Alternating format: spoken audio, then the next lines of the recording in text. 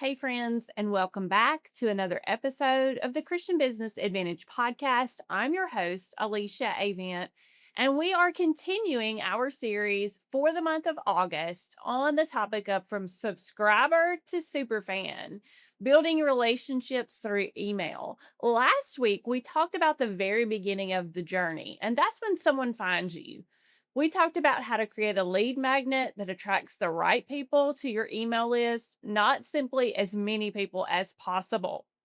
Because the goal isn't just to collect email addresses, the goal is to build relationships. So today we're going to move to the next step. Someone has found you, they've given you their email address, they've downloaded your free resource. So now what? What do you actually send them? And this is where I think a lot of people get stuck. They spend all their time creating this lead magnet. They get someone on the list and then they don't do anything else. They just send them the lead magnet and then they don't email the person again for 3 months. And then suddenly they send an email, "Hey, I have a new book out." And people are wondering, who is this? The problem isn't necessarily the offer. The problem is you didn't build a relationship with them between, "Hey, here's my freebie and here's my new book." So today we're going to talk about what should happen after someone joins your email list and why a welcome sequence is one of the most important parts of your email marketing strategy. Let's start with the first email. This is usually the email that delivers that lead magnet. Someone has said to you, "Yes, I'd like this." And it's your job to deliver what you've promised. If you promised a checklist, you give them the checklist. A PDF, you give them the PDF. A promise a video, you give them a video. You made a promise, you kept it. But this begins that building of trust between you and your email subscriber. But I don't want your first email to be nothing more than, "Here's your freebie. Have a great day." Because you've been given this opportunity to build a relationship. So introduce yourself, tell them who you are, tell them why you created this resource, and let them know what they can expect from you. It does not have to be a novel. It can be just simple, but it needs to begin a conversation. And then we're going to start a welcome sequence. A welcome sequence is simply a series of automated emails that someone receives after they join your email list. So instead of you having to remember to send these emails are put into an autoresponder. Your email marketing platform will send these automatically based upon the schedule that you set up. And that's one of the reasons I love email automation. You can create something one time and it continues to work for you. That's especially valuable if you're an author, speaker, coach who is wearing a lot of hats. You don't want every part of your marketing to depend on you remembering to do something manually. So, a welcome sequence can help you to introduce yourself, provide that value, build that trust, and eventually invite someone to take a next step with you. And this isn't a magic formula that works for every business, but this is a simple framework that you can use. So, email number one will deliver the email like the lead magnet and will welcome them to the email list. So, "Thanks for joining me. Here's the resource that you requested," and then briefly introduce yourself. You just answer the who do you serve, who you are, and why do you do what you do? And then what can they expect from being on this list? So you don't have to tell them your entire life story. You just give them enough to begin to get to know you. That is email number one. Email number two will give them something helpful. You're wanting to provide value. Don't immediately try to sell something, just teach them something. It can be another helpful tip. You can point them towards a podcast episode you've already done, a blog post you've already written, a video, or another resource. You can answer a question that they might have. This reinforces the reason that they signed up in the first place, and it'll get them to thinking, "I'm really glad I joined their email list." And that's what you want. That's email number two. Email number three, tell them your story.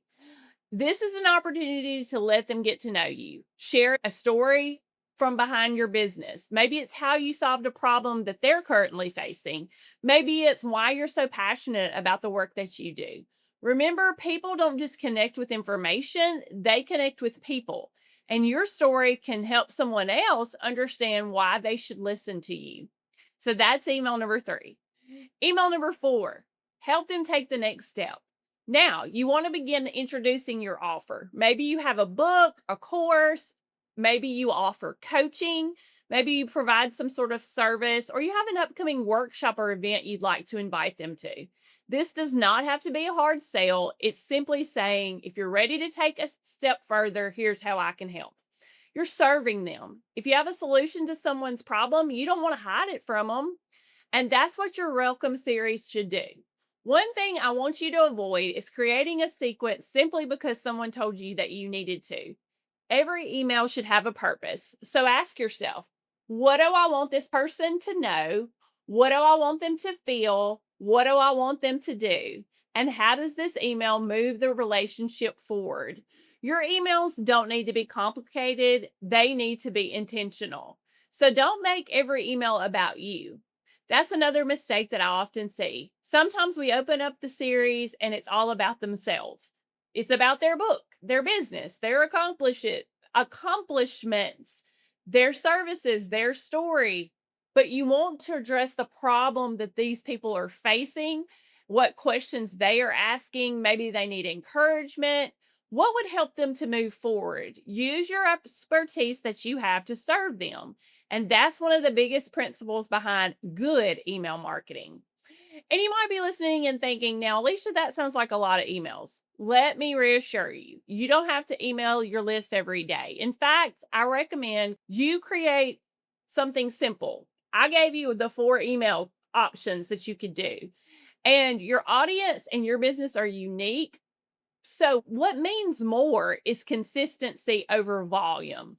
And so I've always told people, after this welcome sequence, how often you email people should be based on what you can be consistent with. So that's once a month, if that's once a quarter.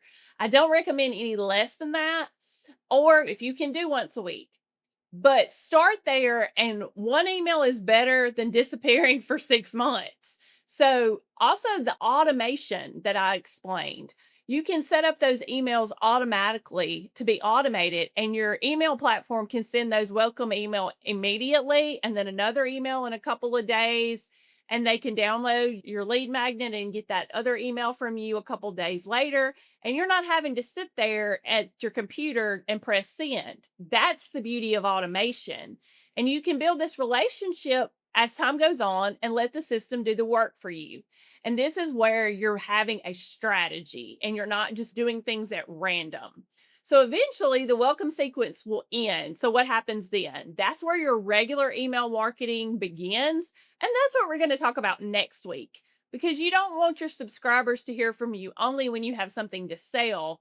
You want to continue to provide value.